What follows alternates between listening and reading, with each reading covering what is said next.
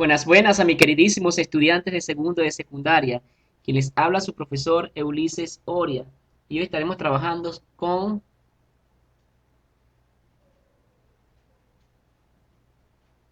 el narrador. Acompáñame. ¿Quién es el narrador o qué es el narrador? Es la entidad, escuchen bien, distinta al autor. De ninguna manera podemos confundir la figura del autor con la del narrador, ¿ok? Es la persona que tiene la función principal de contar o relatar la historia, bien sea el cuento, la novela, la fábula, el mito o cualquier historia literaria, ¿ok? El narrador se clasifica o tiene varias clases. El narrador protagonista, que es la figura principal, narra su propia historia y por lo tanto lo va a hacer en primera persona. El narrador testigo, este personaje secundario narra en primera persona la historia, no es el protagonista, simplemente participa como, como espectador de la misma, pero no es principal, simplemente es testigo de lo que ve y de lo que actúan sus personajes principales. El omnisciente, conocido como el que todo lo sabe y todo lo ve, narra en tercera persona lo que ve, lo que sucede en la historia, porque lo conoce tal cual, conoce cada uno de sus personajes, su movimiento, lo que piensan, lo que desean. Por eso que se le llama el narrador omnisciente, porque aunque no participe en la historia, la conoce a la perfección. Veamos algunos ejemplos. El protagonista, veamos los verbos, actué en primera persona, hice, me permitió a mí. ¿Eh? Esa es una característica. Tenemos que analizar en cada ejemplo la figura del verbo para poder identificar cada una de las clases de narrador.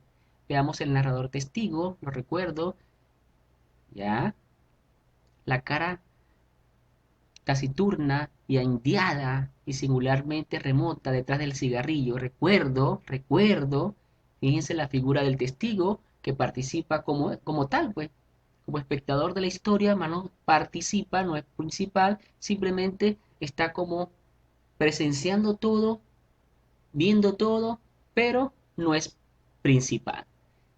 El omnisciente, el que todo lo sabe a través de esta hermosa historia que aunque tiene un final trágico, nos da una lección de vida, de que a veces nosotros no valoramos nuestros seres queridos solamente por un interés. Eso le pasó a este personaje Gregorio Sansa en esta historia. Fue un arduo trabajador que mantuvo a su familia y a su hermanita por muchos años y luego que se convierte en un animal monstruoso a través de esta obra, la metamorfosis, su familia lo fue despreciando poco a poco, lo fueron abandonando. La tristeza y melancolía llevaron a este personaje a su muerte trágica. También es un llamado de atención a la clase que se dio durante la Revolución Industrial, que no valoraban la figura del ser humano. Simplemente el capitalismo era más importante que lo humano. Cuando Gregorio Samsa se despertó una mañana después de un sueño intranquilo, se encontró sobre su cama convertido en un monstruoso insecto. Así comenzó la historia de este gran personaje. Dice que el narrador narra o cuenta la historia como si la conociera a la perfección, porque la maneja muy bien. Veamos ahora las técnicas narrativas.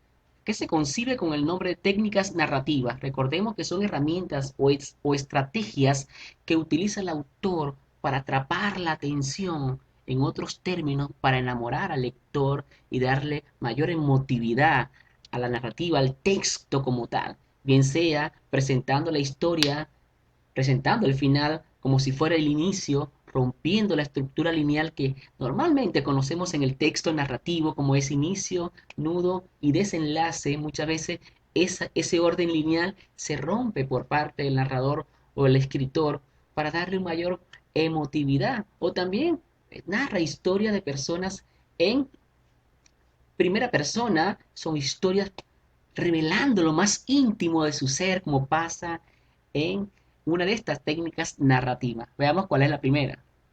La perspectiva absoluta. A través de esta técnica narrativa, un personaje relata la historia en primera persona como si fuera su propia autobiografía. Tenemos la perspectiva múltiple. Con esta, distintos personajes cuentan el mismo hecho desde diversos o diferentes puntos de vista. ¿Ok? Esta técnica se caracteriza por mostrar, recuerden, varios enfoques de los personajes. ¿Ok? En otros términos, cada uno narra su historia desde su perspectiva, desde su punto de vista, desde su cosmovisión. ¿Ya? Y finalmente, el monólogo interior, que a diferencia de la perspectiva absoluta, se diferencia en que el personaje revela o expresa su más íntimo secreto, sus dolores, su tristeza, ¿ya? Porque el monólogo interior, de allí su nombre, interior, porque revela lo más profundo, lo más íntimo de su ser. Y eso lo hace diferente a la perspectiva absoluta. Veamos un ejemplo. Aquí tenemos un ejemplo de la perspectiva absoluta. Recordemos que se narra en primera persona y narra su historia, ¿ve? Y por la noche, al acostarme, está hablando de él en primera persona. Terminé mis rezos con las palabras, gracias Dios mío, por todo lo que es bueno, amable y hermoso. Y mi corazón se regocija. Lo bueno es la seguridad de nuestro escondite, mi buena salud y todo mi ser. El diario de Ana Frank. Tenemos un ejemplo de perspectiva múltiple. Aquí recuerden que se manejan diferentes puntos de vista y se tiende a confundir el narrador con los verbos, ¿verdad? Que a veces están en primera persona y luego están en tercera persona porque está narrando su perspectiva y de repente la opinión de otro, ¿ves? Y cambia radicalmente el verbo, veamos. Todavía llevaban, está hablando aquí, de ellos en tercera persona, pantalón corto ese año, aún no fumábamos, entonces ahí está incluyendo la primera persona del plural. Nosotros. ¿Fumábamos quién? Nosotros. Entre todos los deportes preferían quiénes? Ellos. Fíjense que hay un cruce allí de primera, tercera persona porque hay diferentes enfoques, puntos de vista. El fútbol y estábamos aquí, comenzamos otra vez con la primera persona del plural, aprendiendo a correr olas, a zambullirnos, ¿eh? Primera persona en plural, desde el segundo trampolín del terraza y eran traviesos, entonces, eran traviesos, ¿quiénes? Ellos. Fíjense, ahora habla de ellos. Entonces, cada quien va dando su punto de vista. Ese año, cuando Cuellar entró, está hablando de otra persona, al colegio Champagnat, ¿viste? Los cachorros de Mario Vargas Llosa. Fíjense que acá se rompe, cada uno va dando un enfoque, ¿ve? Y por eso que se tiende a confundir, ¿verdad? El uso de los verbos que están en primera y en tercera persona. El monólogo interior, recordemos que hay que distinguirlo de la perspectiva múltiple porque aquí tiene como propósito esencial revelar, expresar lo más íntimo del ser del personaje, lo más profundo, lo más oculto, ¿verdad? Lo que tiene en lo más profundo de su ser, lo muestra, lo da a conocer, por supuesto en primera persona. Estoy acostada en la misma cama donde murió mi madre hace ya muchos años, sobre el mismo colchón, bajo la misma cobija de lana negra con la cual nos envolvíamos las dos para dormir. Entonces yo dormía a su lado, en un lugarcito que ella me hacía debajo de sus brazos. Creo sentir todavía el golpe pausado de su respiración, las palpitaciones y suspiro con que ella arrullaba mi sueño. Creo sentir la pena de su muerte. Pero esto es falso. Estoy aquí, boca arriba, pensando en aquel tiempo para olvidar mi soledad, porque no estoy acostada solo por un rato, y ni en la cama de mi madre, sino dentro de un cajón negro con el que se usa para enterrar a los muertos, porque estoy muerta. A través de este monólogo interior, este personaje muestra un gran profundo dolor al revelar sus angustias, sus temores, su pasado terrible y la ausencia y la necesidad con la que vive a diario extrañando a su eterna madre. No hay un dolor más grande que sufrir la pérdida de un ser querido, y más cuando es algo tan cercano, en este caso como la madre. Aquí vemos los verbos: murió, estoy acostada, creo. Fíjese que están la mayoría en primera persona porque revela su parte más íntima. Tipo de estructura del texto. El texto se puede presentar de dos formas, ¿ok? Una estructura interna o externa. En la estructura externa, ¿ok? Presentamos el contenido, es decir, en capítulos, partes, tratados, secuencias o epílogos. Y la estructura externa es la manera de distribuir los hechos. Va a depender esencialmente del orden en que se vayan generando las acciones y, por supuesto, de la técnica que vaya a utilizar el autor para mostrar esta historia, ¿ok? Es muy importante. El texto narrativo puede presentarse de dos maneras: de manera lineal y de manera circular. Decimos que se presenta de manera lineal cuando respeta la secuencia o el orden lógico en el que está diseñado el texto narrativo. Este es inicio, nudo y desenlace. Es decir, debe hacer uso de verbos que me den una señal de que estoy iniciando la historia. Deben haber verbos que me permitan decir que la historia se está desarrollando, y finalmente deben aparecer verbos que me permitan descifrar que está culminando la historia, ¿ok? Entonces, cuando lleva esta estructura, decimos que el cuento, el texto narrativo, presenta una estructura lineal, mientras que decimos que presenta una estructura circular cuando esa secuencia lógica se ve interrumpida, es decir, los verbos utilizados por el autor, ¿ya? Al principio o al final de la historia, ¿ya?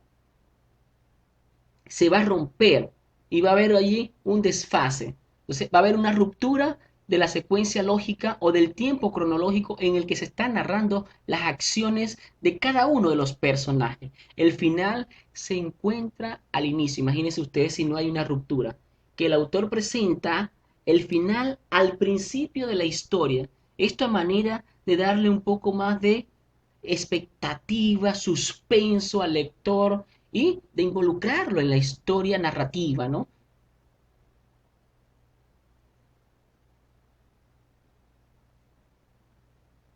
Vemos un ejemplo de un texto narrativo de una característica lineal.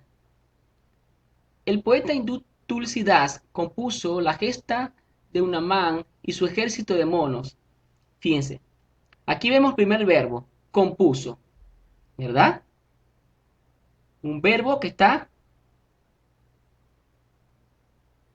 perfecto para iniciar un texto narrativo. Pero fíjense en esta frase. Años después, aquí me da una señal de que la historia está desarrollándose, ¿verdad? Entonces estaríamos como que comenzando el nudo. Un rey lo encarceló. Aquí vemos la presencia del nudo, porque aquí se genera el conflicto. Un rey lo encarceló. ¿Ok? ¿A quién? Al poeta, que es el referente que me está narrando la historia. En una torre de piedra. En la celda se puso a meditar. ¿Quién? Él. Y de la mediación surgió Unamán o Anumán con su ejército de monos y conquistaron la ciudad. Importante que estemos pendientes de el verbo y de la estructura circular, por supuesto, que se rompe la estructura, ¿no? No hay un orden lógico porque al final se muestra al principio y